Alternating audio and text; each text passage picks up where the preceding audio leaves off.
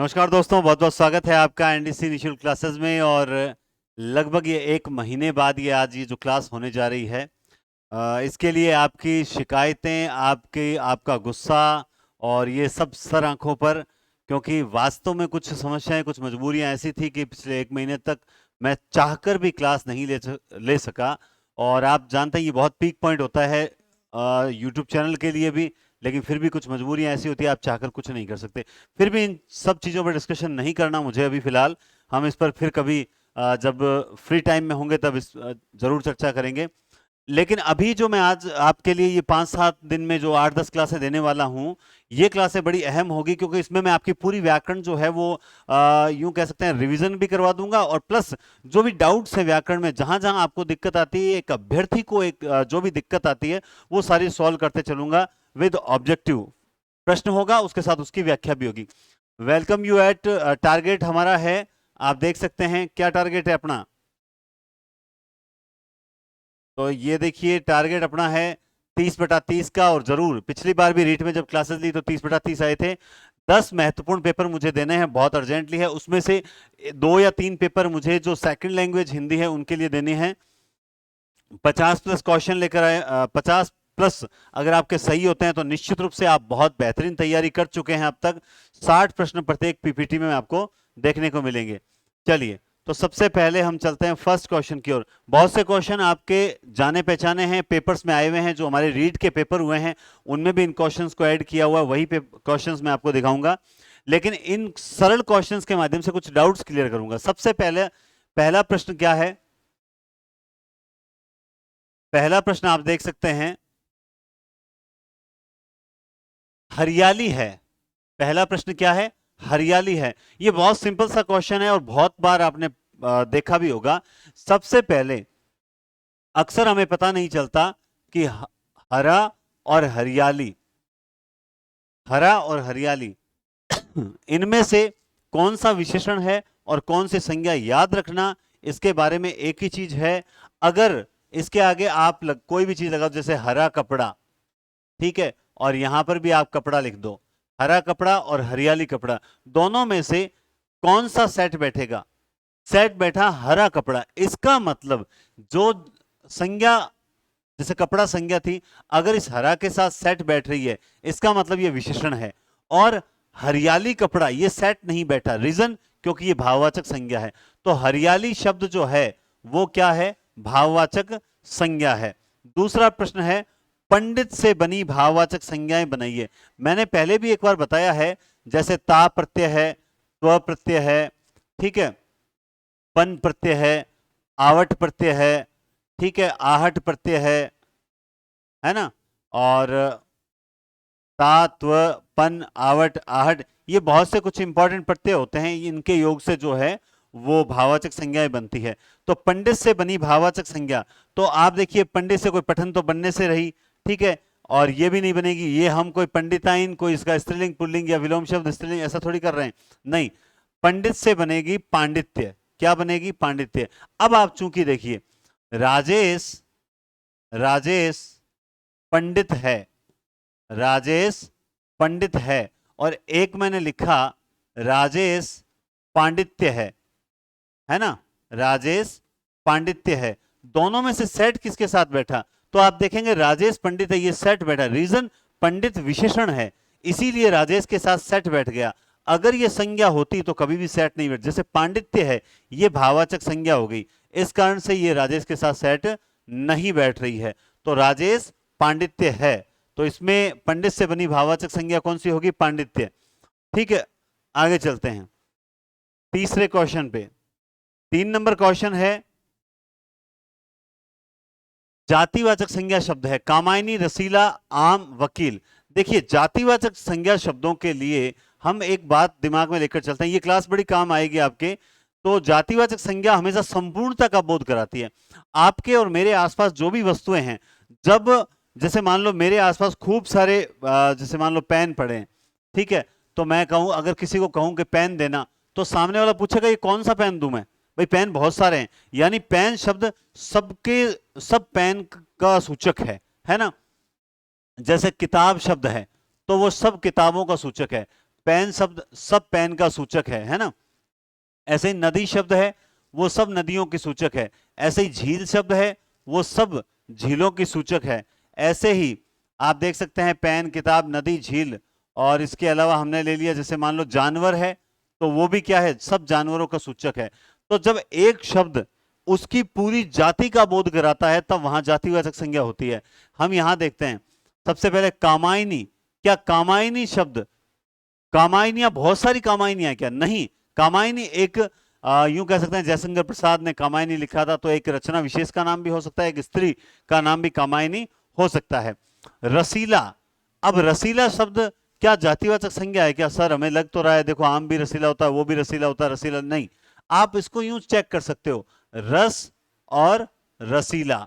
अगर रसीले के साथ में आम और यहां भी आम लिखेंगे तो रस आम होता है या रसीला आम होता है? तो आप कहेंगे रसीला आम होता है।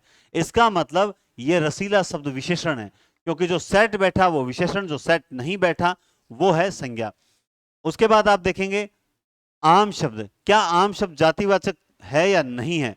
तो हम देखेंगे भाई फल, फल शब्द जो होता है, फल शब्द वो क्या होता है? जातिवाचक। आम शब्द भी क्या है? कहीं ना कहीं जातिवाचक होता है, क्योंकि उसके बाद भी हम देख सकते हैं सरोली आम, लंगड़ा आम, इस तरह से दशहरी आम होता है कि नहीं होता है? बिल्कुल होता है। तो हमने एक पहले जब संज्ञा टॉपिक किया था तब हमने पढ़ा था कि इस प्रकार से जब वर्गीकरण नीचे जाता जाए तो जहां जाकर वर्गीकरण रुकता है वो एक शब्द तो होता है व्यक्तिवाचक संज्ञा, उससे ऊपर वाले सारे होते हैं जातिवाचक। तो आम शब्द में क्या है? जातिवाचक संज्ञा है। तो सर वकील में क्यों नहीं? देखिए वकील पद विशेष हो गया, वकील क्या हो गया? पद विशेष हो गया। इस कारण से जैसे बहुत से ऑक्यूपेशन होते हैं, कोई शिक्षक है, कोई वकील है, तो ये एक पद विशेष हो गया। अब वकील में आगे आप डिवाइडेशन नहीं हो रहा, तो यहां पर इसका राइट आंसर रहेगा आम। मैं आपको गारंटी से कह सकता हूं पेपर टफ और सरल की परिभाषा क्या है? पेपर टफ की परिभाषा यह है कि ऑप्शन सिमिलर होते हैं, और पेपर सरल जब आता है तब ऑप्शन जो होते हैं वो एकदम पहला या ए या सी या डी या बी जो भी होता है वो इजी वे में पकड़ में आ जाता है। बस इतना ही अंतर होता है। ठीक है, उसके बाद आप नेक्स्ट क्वेश्चन देखेंगे, संज्ञा से बने विशेषण में से कौन सा अशुद्ध है? तो देखते हैं, धन से धनिक बनता है, बिल्कुल बनता है। क्यों? क्योंकि देखिए जैसे इक प्रत्यय है, इत प्रत्यय है, ईय प्रत्यय है ना, ये कुछ ऐसे प्रत्यय होते हैं जिनसे विशेषण बनते हैं। तो धन से धनिक, दिन से दैनिक, सुख से सुखी, बंगाल से बंगाली। अब इसमें कौन सा संज्ञा से बने विशेषण में से कौन सा अशुद्ध है? तो धन से धनिक बनता है या नहीं बनता है? ठीक है, तो कहेंगे सर धन से तो धनी बनता है, धनिक थोड़ी बन। दिन से दैनिक बनता है, ये तो बिल्कुल सही है, इसको तो गलत किया नहीं। सुख से सुखी, अब कोई व्यक्ति क्या नाम है सुखी है, तो वो सुखी शब्द किससे बना? सुख से। और बंगाल, बंगाल से हमने बना लिया बंगाली। तो अब देखा जाए तो ये चारों के चारों ही क्या लग रहे हैं? सही लग रहे हैं।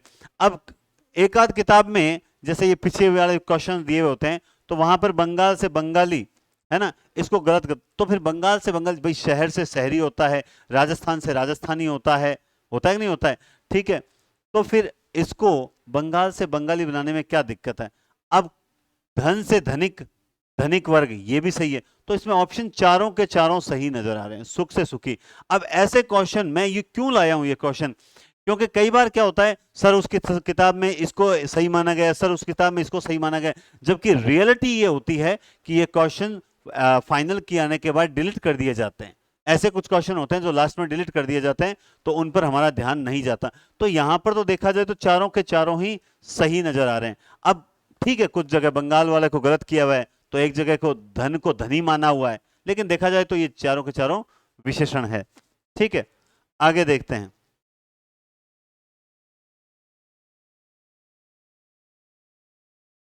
आगे देखिए, इसके बाद राष्ट्र की भाववाचक संज्ञा क्या है?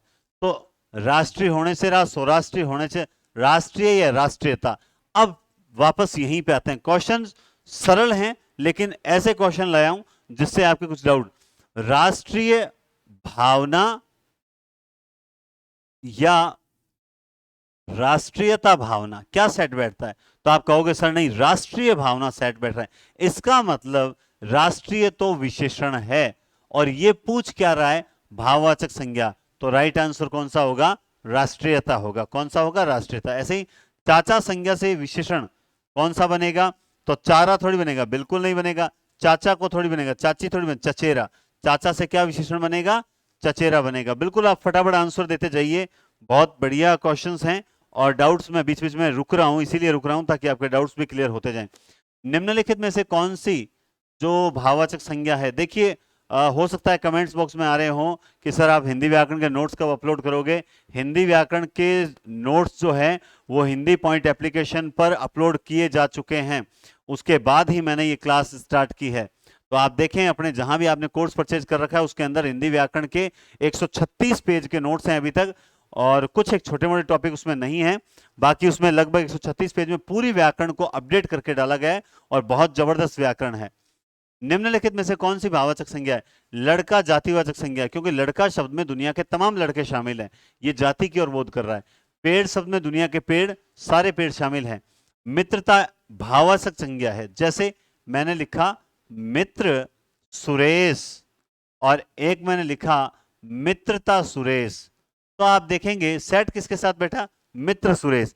मित्रता सुरेश सेट नहीं बैठा, क्योंकि इसमें भाववाचक संज्ञा है। ये सरल प्रश्न है, एग्जामों में है, आपने कोई 20-20 बार पढ़ लिए होंगे ये प्रश्न, लेकिन बताना मेरा उद्देश्य इसलिए है, मैं अगले जो पीपीटी आएगी उसमें कठिन प्रश्न भी लेकर आऊंगा, ऐसी बात नहीं है, लेकिन फर्स्ट पीपीटी है इसलिए थोड़ा सा संज्ञा विशेषण क्लियर करना है। अभी तक तो 8 ही हुए हैं, 60 क्वेश्चन बाकी हैं।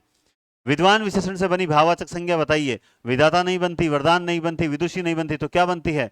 विद्वता बनती है ना? भाववाचक संज्ञा पूछा है, विद्वता क्या बनती है? विद्वता। उसके बाद आप देखेंगे 9 नंबर क्वेश्चन, महात्म्य शब्द क्या है? तो महात्म्य शब्द क्या जातिवाचक है क्या? नहीं, मैंने कहा ना महात्मा और महात्म्य देखते ही पता लग जाता है कि सर इसमें कौन सी संज्ञा है?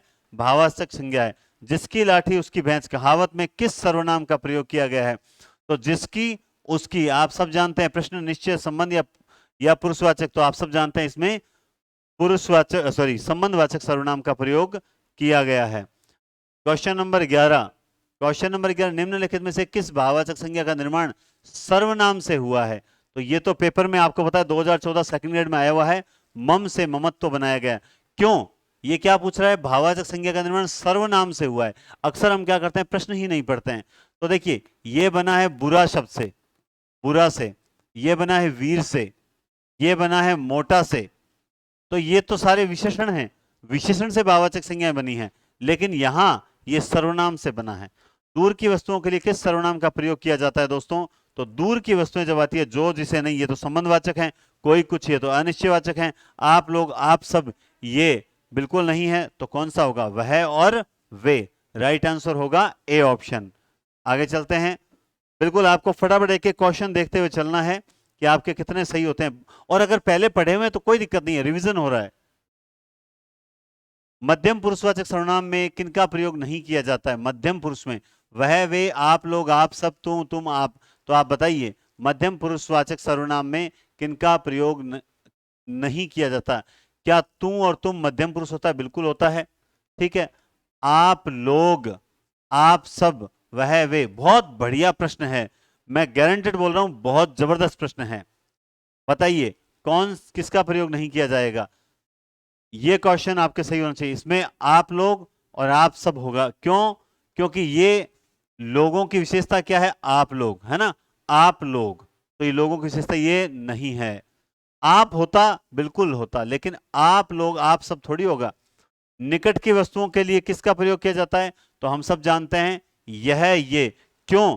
क्योंकि जो और जिसका संबंधवाचक है, वह ये। आप जानते हैं अन्य पुरुष में भी आता है वह, तुम और मेरा, ये बिल्कुल नहीं होंगी। यह और ये हमेशा निकट की वस्तुओं के लिए प्रयुक्त किए जाते हैं। उसके बाद आप देखेंगे वहां दरवाजे पर कौन बैठा है? तो कौन के नीचे अंडरलाइन है, रेखांकित शब्द में किस सर्वनाम का प्रयोग किया गया है? तो यह है प्रश्नवाचक सर्वनाम। कोई उसे आवाज दे रहा है, तो कोई में क्या होगा?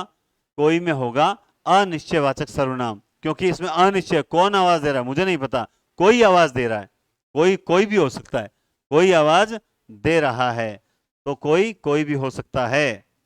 तो इसमें आपका राइट होगा अनिश्चयवाचक। अगला क्वेश्चन देखिए, अगला क्वेश्चन मैं अपने आप कर लूंगा। बड़े सिंपल सिंपल क्वेश्चन है, लेकिन हम डरते हैं सर पेपर टफ आ जाएगा। कुछ नहीं आएगा, पेपर वैसा ही आता है जैसा आज तक आता है। बस क्वेश्चन के ऑप्शंस जो होते हैं ना, उनमें थोड़ा सा ध्यान रखना पड़ता है।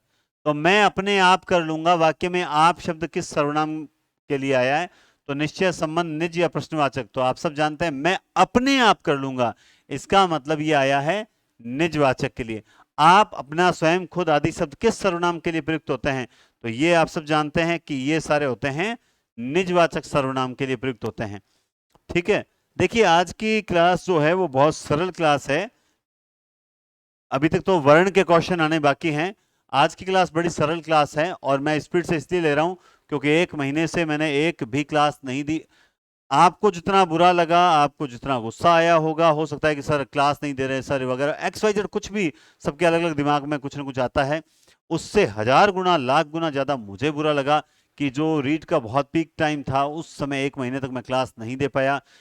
जो भी रीजन रहा हो, लेकिन चाहे आप रीट में अच्छे नंबर आए या मान लो नहीं आते, तो एक्सक्यूज जो होता है देना ही नहीं चाहिए।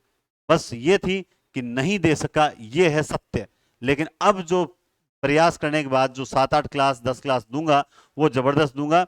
आज की क्लास में वर्ण वगैरह इसमें थोड़ा सा ये क्लियर कर रहा हूं, और नेक्स्ट क्लास जब, मतलब टॉपिक जो भी क्वेश्चन यहां मिलेगा आपको, उस टॉपिक में से या उस क्वेश्चन में से जो डाउट्स होते हैं, या जो डाउट आपके पेपर में गलत करवा सकता है प्रश्न, वो मैं यहां क्लियर करूंगा, ये जरूर है। एक क्लास में 2 या 3 ऐसी काम की बात मिलेगी आपको, जो आपको निश्चित रूप से फाइनल पेपर में बड़ी सहायक सिद्ध होगी। तो वह आपकी कार है, वह आपकी कार है में वह क्या है? में वह निजवाचक है क्या? नहीं है। प्रश्नवाचक है क्या? नहीं है। संबंधवाचक है क्या? नहीं। निश्चयवाचक है। सर निश्चयवाचक कैसे हुआ? वह आपकी कार है, अर्थात यहां पे दूरी का भाव है। निकट का भाव होता तो यह आपकी कार है, दूरी का है तो वह आपकी कार है। तो इस कारण से यहां पे क्या है? निश्चयवाचक सर्वनाम। यह पुस्तक मुझे मिली, रेखांकित पद में सर्वनाम क्या है?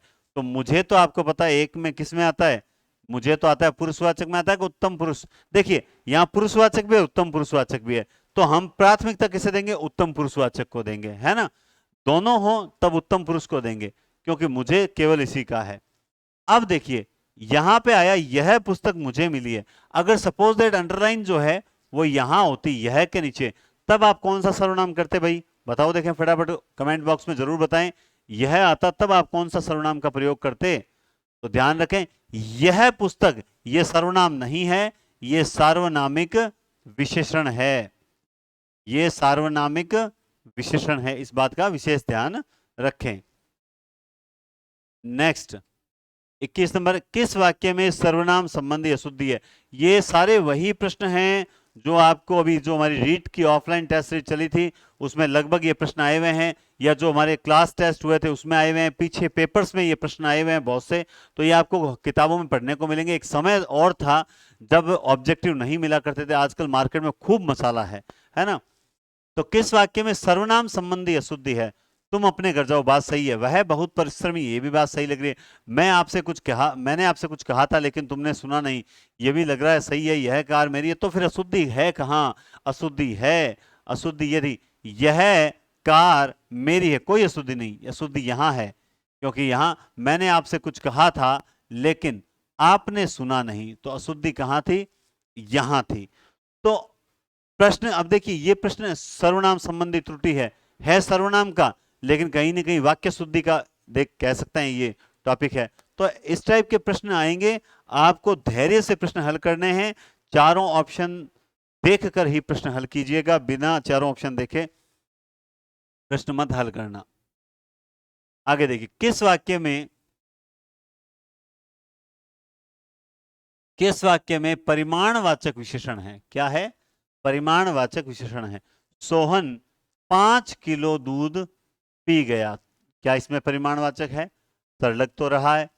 थोड़े बच्चे दिखाई दे रहे हैं, क्या इसमें परिमाणवाचक है? लग रहा है कि नहीं लग रहा है? रमन 5 केले खा गया, क्या इसमें परिमाणवाचक है? आज मैंने अधिक अंगूर खा लिए।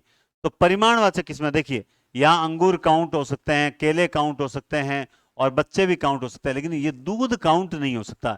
इसको मापा या तोला तोला जा सकता है। तो यहां पे इसका राइट आंसर होगा 22 नंबर में ए, सोहन 5 किलो दूध पी गया। ठीक है, नेक्स्ट आप देखें। हाँ जी, बुद्धि और संसार संज्ञा शब्दों में एक प्रत्यय लगाने से विशेषण क्या बनेंगे? तो बुद्धि से बुद्धिक नहीं बनेगा। हम जानते हैं कि एक प्रत्यय लगता है तो आगे वाले शब्द जो ऊ होता है या ओ होता है वो औ हो जाता है। ठीक है, तो बुद्धि से क्या बनेगा? बौद्धिक बनेगा। यहां पर भी बौद्धिक है, तो फिर सही कौन सा है अभी देखते हैं। बुद्धि और संसार संज्ञा शब्दों में एक प्रत्यय जोड़ने से विशेषण। संसार से सांसारिक, सांसारिक यहां भी सही है, सांसारिक यहां भी सही है। रीजन, ये टाइप की गलती है, एक जगह देना था केवल संसारिक। तो इसमें सी ऑप्शन भी राइट है और बी ऑप्शन भी राइट है, दोनों ही इसमें राइट है। महावीर मेरा मौसेरा भाई है, रेखांकित पद में विशेषण कौन सा है? परिमाणवाचक, गुणवाचक, निश्चयवाचक या अनिश्चय परिमाण? तो देखिए मात्रा तो है ही नहीं यहाँ पे, यहां मात्रा तो बिल्कुल भी नहीं है, तो ये दोनों तो बिल्कुल नहीं है। गुण है या निश्चय है? तो महावीर मेरा मौसेरा भाई है, ये पूछ रहा है विशेषण, तो ये विशेषण हो जाएगा गुणवाचक विशेषण हो जाएगा। नेक्स्ट आप देखेंगे,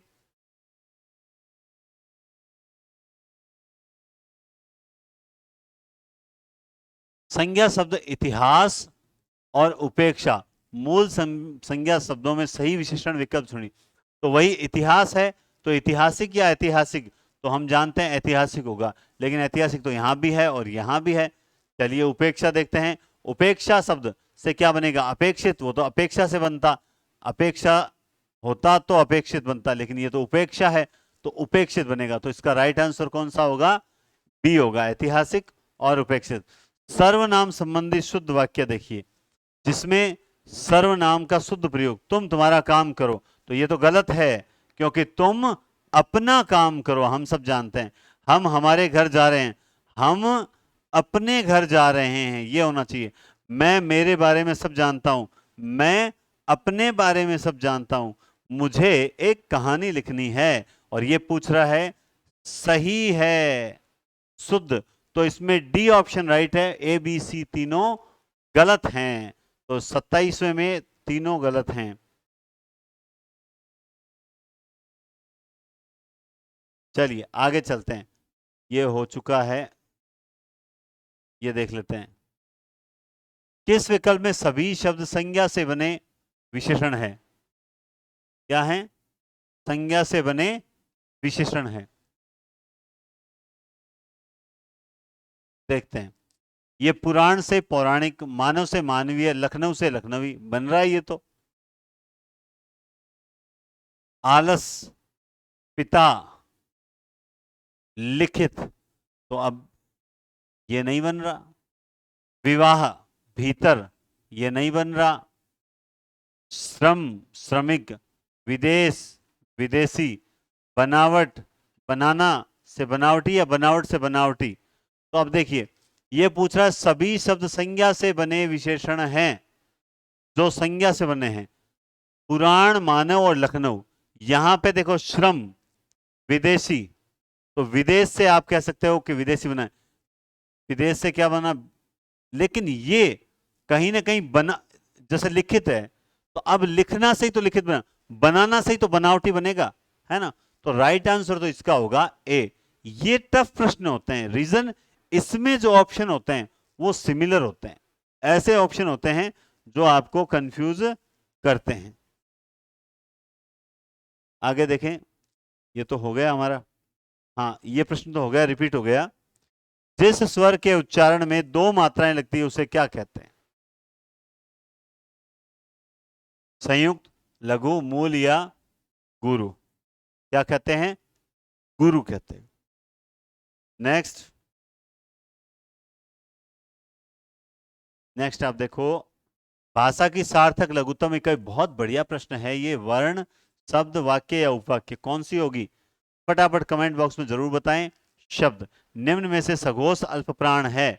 सघोष, तिचोपांत है स्वरा सघोषा। अगर अभी अभी तक भी आपको अगर सघोष सघोष का नहीं पता है तो विशेष ध्यान रखें, तिचोपांत ह स्वरा सघोषा, यानी तीसरा चौथा पांचवा अंतस्थ स्वर। और ट्रिक लिख देता हूं, तिचोपांत ह स्वरा सघोषा, तीसरा चौथा पांचवा अंतस्थ ह स्वर, ये सारे सघोष होते हैं। तो यहां पे ये पहला है, नहीं होगा। च छ ज, ये छ है। त थ द, ये भी क्या पूछ रहा है, मतलब सघोष भी पूछ रहा है और अल्पप्राण भी पूछ रहा है ना। ठीक है, अल्पप्राण क्या होता है, 135 अंत्य स्वरा अल्पप्राण है, यानी, और इसमें तिचोपांत है, यानी ये तीसरा चौथा और पांचवा। और ये पूछ रहा है जो सघोष भी है और अल्पप्राण भी है, सघोष और अल्पप्राण। तो देखते हैं, तो ये क्या है, क। भाई पहला तो होगा ही नहीं, या तो तीसरा और पांचवें में से अपने को देखना है, क्योंकि या तो तीसरा मैच कर रहा है और या पांचवा मैच कर रहा है। त थ द तीसरा है, ठीक है, इसमें भी तीसरा है। च छ ज, ये भी आ गया सघोष अल्पप्राण। और क ख ग घ चौथा, ये चौथा तो केवल और केवल क्या है, तो अब तीसरे पांचवें तो दो आ गए, गड़बड़ तो यहां हो गई। च छ, अच्छा तीसरा कहां है, कमेंट बॉक्स में जरूर वो सोच रहे होंगे कि गुरुजी कर क्या रहे हैं। ये तो च छ है, छ तो दूसरा होता है, च से चम्मच, छ से छतरी, तो ये भी नहीं होगा। अब ये चौथा हो गया, तो बच्चा कौन सा, राइट आंसर होगा द। अब ये जो अभी चीज हुई, ये क्या होता है, काफी प्रश्न हल करते करते हमारा दिमाग थोड़ा सा कहीं ना कहीं जो है ना वो एकदम शून्य में चला जाता है, और हमें ये छ भी तीसरे में, विनाश काले विपरीत बुद्धि, विनाश काले विपरीत बुद्धि, ये ऐसी मिस्टेक हैं जो बाई चांस होती है और बाई मिस्टेक होती है। इन पर विशेष ध्यान रखें, और मैं फिर से कह रहा हूं, सरल प्रश्नों को ध्यान से पढ़ें, वरना सिलेक्शन से बहुत दूर चले जाओगे। ठीक है, तो इसका द होगा राइट आंसर। नेक्स्ट देखते हैं, किस क्रमांक में सघोष व्यंजन है, तिचोपांत है स्वरा सघोषा, ये पहला दूसरा नहीं होगा। ठीक है, च छ ज झ, ये तीसरा चौथा है, हो सकता है। और ये त थ द ध न, है ना। अच्छा नहीं है पूछ रहा है, ये तो पूछ रहा है सघोष व्यंजन नहीं है, ये तो इसमें है प फ ब भ, प फ ब भ और म, ये भी हो गया। तो इसका राइट आंसर कौन सा होगा, ये होगा, क्योंकि ये सघोष व्यंजन नहीं पूछ रहा, बल्कि सघोष व्यंजन नहीं है पूछ रहा है, इसलिए। किस क्रम में अघोष व्यंजन है, अब की बार अघोष पूछ लिया, अब की बार अघोष पूछ लिया, ऑप्शन सेम है, क्या पूछ रहा है, अघोष व्यंजन है, तो आपको पता है ये तो सारे सघोष हैं, राइट आंसर होगा ए ऑप्शन।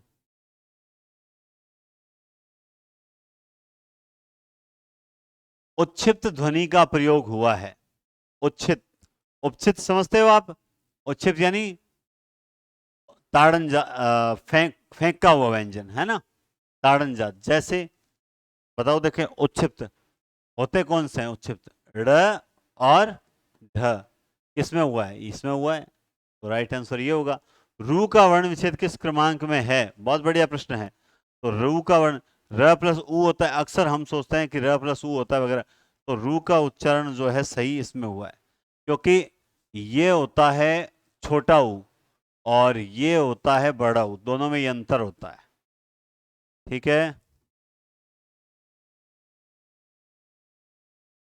नेक्स्ट, किस क्रम में तालव्य व्यंजन, तालव्य इचु ऐसा नाम तालु, तो देखिए नहीं है पूछ रहा है, और ये हमारी बहुत बड़ी मिस्टेक होती है, हम नहीं तक नहीं पहुंचते हैं, सीधा तालव्य तक ढूंढ लेते हैं, तालव्य ये मिल जाएगा, च तालव्य है, ठीक है, यह तालव्य है, इचु यसानाम, और ये ज्ञ जो है वो किससे बनता है, छत्र ज्ञ, ज्ञ किससे बनता है, ज धन, य धन अ से बनता है कि नहीं बनता है, ठीक है, तो ज से बन रहा है, तो तालव्य, घ तालव्य नहीं है। व्यंजन वर्गीकरण की दृष्टि से ल व्यंजन किस वर्ण में रखा जाएगा, तो वह आप ल बताओ, इचु यसा नाम तालु, अका विसर्ग कंठाराम, है ना। ल ये पूछ रहा है, ल रिर टुर शाणाम मूर्धा किस में आएगा बताओ, क्या मूर्धन्य में आता है? भाई ये कंठस्थ नहीं है, कंठ है, कंठे में आता है क्या? अकह विसर्ग कंठराम नहीं आता है। ठीक है, दंत्य तुलसी राम दंता में आता है क्या? बिल्कुल आता है। तो राइट आंसर ये होगा, मूर्धन्य में नहीं आता, मूर्धन्य का रिर टुर शाणाम मूर्धा होता है। ठीक है, अब देखिए बात आई वर्ष्य की, ये थोड़ा न स ज र और ल, ये सारे वर्ष्य होते हैं। यहां वर्ष्य भी है और यहां दंत्य भी है। ऐसी कंडीशन पे आप प्राथमिकता किसको दोगे? वर्ष्य को दोगे। तो इसमें राइट आंसर नियमानुसार होगा वर्ष्य। ये बहुत अच्छा प्रश्न है। वर्ष्य भी होते हैं और दंत्य भी होते हैं, भाई हम जानते हैं लृतुल सानाम दंता, तो दंत्य भी होता है, लेकिन ये वर्ष्य भी होता है। तो ऐसी कंडीशन में प्राथमिकता वर्ष्य को दी जानी चाहिए। उसके बाद आप देखेंगे छ ध्वनि किसके अंतर्गत आती है? तो आप जानते हैं कि ये बनती किससे है? क और श से बनती है। क ध्वनि किसके अंतर्गत? मूल, संयुक्त वर्ण, घोष वर्ण, तालव्य। तो ये क्या संयुक्त व्यंजन है? क्या है? संयुक्त व्यंजन है। किस क्रमांक में सघोष व्यंजन है? सघोष वही तिचोपांत है स्वरा सघोषा, सघोष व्यंजन। तो त ये पहला है, क ये पहला है, य तिचोपांत ह स्वरा सघोषा ये भी पहला है। ये देखिए अंतस्तिचोपांत, आंत यानी अंतस्थ व्यंजन जो है वो सघोष व्यंजन होते हैं। उसके बाद आप देखेंगे किस क्रम में अघोष हैं? अघोष पहला दूसरा ढूंढ लो, ये नहीं है, ट ठ ड। ठीक है, अघोष, अघोष देखना है तो तीसरा चौथा पांचवा तो हो गया, पहला दूसरा और तीन भाई ढूंढ लो, ये रहे। तो ये होगा अघोष व्यंजन। कौन सा होगा? अघोष व्यंजन। तिचोपांत है स्वरा सगोसा, ये होता है सघोष व्यंजन की ट्रिक होती है, तिचोपांत है स्वरा सगोसा। अब तीसरा चौथा पांचवा अंतस्थ बच गए, तो बचे कौन से? पहला दूसरा बच गया और तीन भाई बच गए, श श और स। तो इसका मतलब ये है अघोष व्यंजन। उसके बाद है किस क्रम में विवृत स्वर है? विवृत का मतलब होता है मुख सबसे ज्यादा किस में खुलता है? क्या बोलते हैं? आ बोलते हैं। तो विवृत यानी आ बोलेंगे तो हमारा मुख सबसे ज्यादा खुलेगा, तो विवृत होता है ना। जिंदगी जिंदा दिली का नाम है, मुर्दे क्या खाक जीते हैं। आप एक बात दिमाग में बिठा लीजिए, रीट में 30/30 आपके जरूर आएंगे, पिछली बार भी आए थे, इस बार भी आएंगे, और इस चैनल से जो जुड़ा हुआ है हर किसी के आएंगे। रीजन, क्योंकि जो प्रश्न पेपर में आ सकते हैं उसी स्तरीय प्रश्न, उसके स्तरीय प्रश्न ही मैं यहां पर लेकर आऊंगा। सारे जो 60 क्वेश्चन लाऊं वो 60 के 60 बढ़िया नहीं हो सकते। रीजन, बढ़िया क्वेश्चन बढ़िया होता है, क्वेश्चन का क्या तो घटिया और क्या बढ़िया। मेन चीज ये होती है उसमें से जो डाउट वाले वो 10 ही होंगे, बाकी 40 तो आप तैयारी कर रहे हो एक एक डेढ़ साल से, तो आपके लिए इजी चीज ही रहेगी। ठीक है, तो किस क्रम में अघोष व्यंजन है?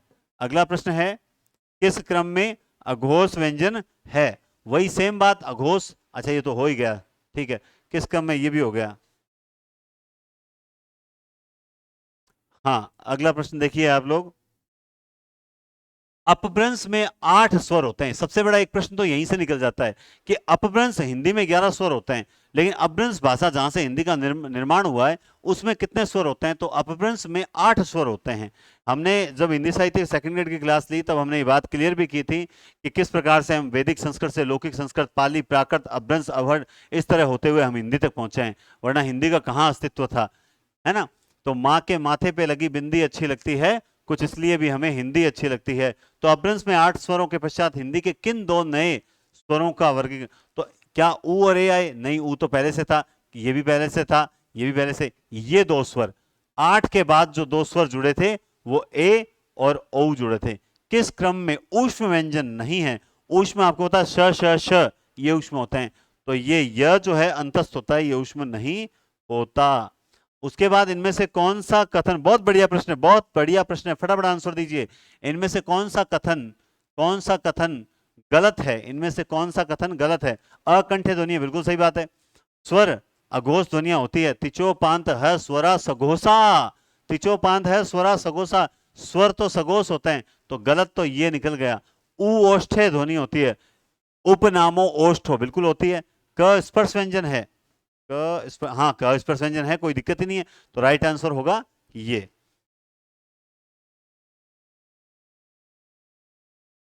इनमें से किस वर्ण का उच्चारण स्थान, ये स्थान लिखा होगा, किस वर्ण का उच्चारण स्थान अन्य तीन वर्णों के उच्चारण स्थान से भिन्न है? त, थ और स।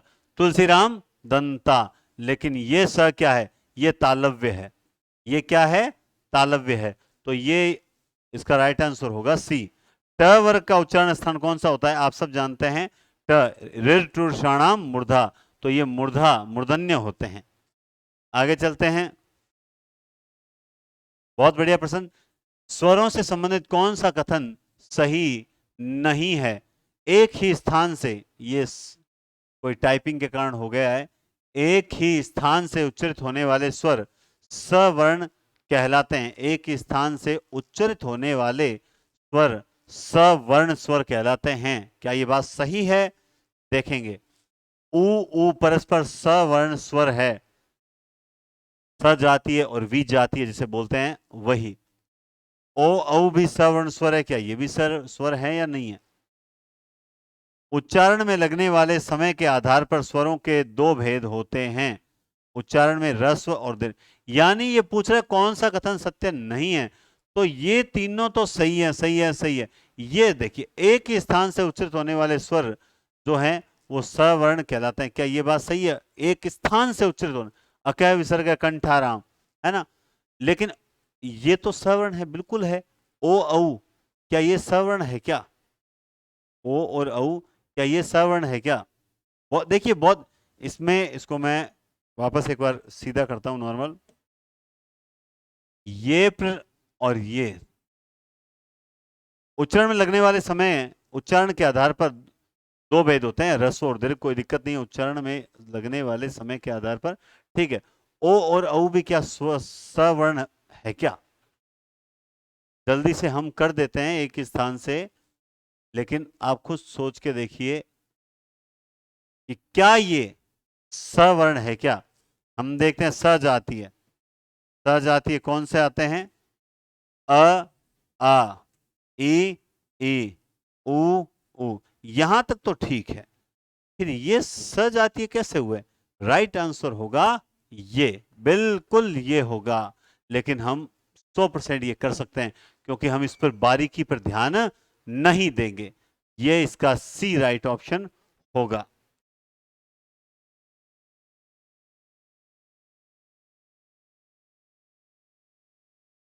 आगे देखिए, हम क्लास के एंड में बढ़ रहे हैं, बस सब कुछ समय की क्लास और है। फटाफट 10-12 प्रश्न। इनमें से किस विकल्प के सभी वर्ग मूर्धन्य हैं?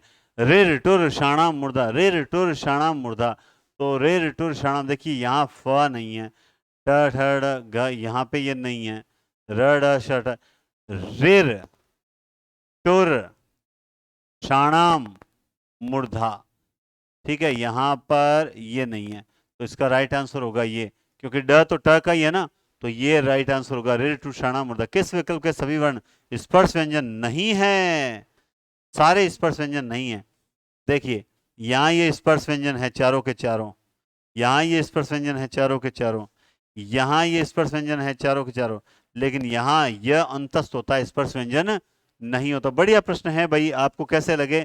मैं आपकी राय जरूर जानना चाहूंगा वीडियो के अंत में, और जरूर इसमें राय जरूर दीजिएगा। नहीं सर, बढ़िया प्रश्न थे, थोड़ा और स्टैंडर्ड राय दीजिएगा, सलाह दीजिएगा, लेकिन कमेंट बॉक्स में जरूर बताइएगा।